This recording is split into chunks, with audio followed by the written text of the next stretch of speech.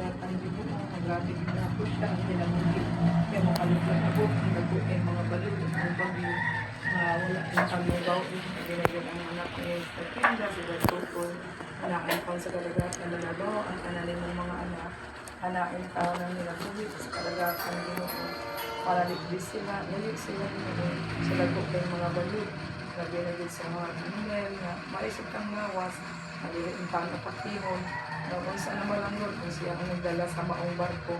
So, useless ang na delikado tayo sa destination. Ayan, ang sabi niya, mga anak, sa basta ng mga anak ko na Christian tapos binabuhit yun, maliliit pa sila nga sa laang.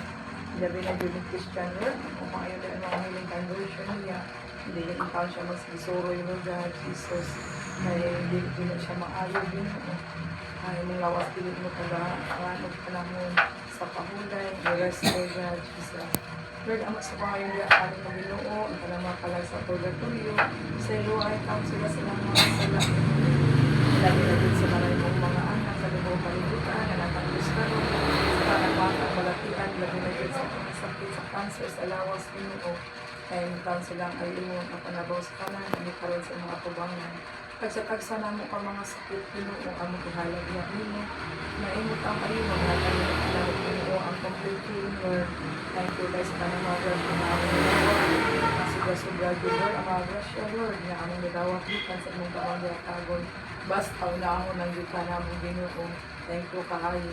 Panalangin sa kinighalad sa inyong tubangan Lord. Diyod tayo ng pinakawan kinasangkasin na mong gihalad na nakanin mo. Ang ubansag na walay di kahalad na panilang kumapis din siya ng halad na nakanin mo. Kung ang iban makaamil sa meaning ka na. Piling ka na namahan ng mga pag-ampo, ang mga pangayon, ang magbigay pasalamatan. Uban sa malawang sa among mahal ng Yana si Mama Mary.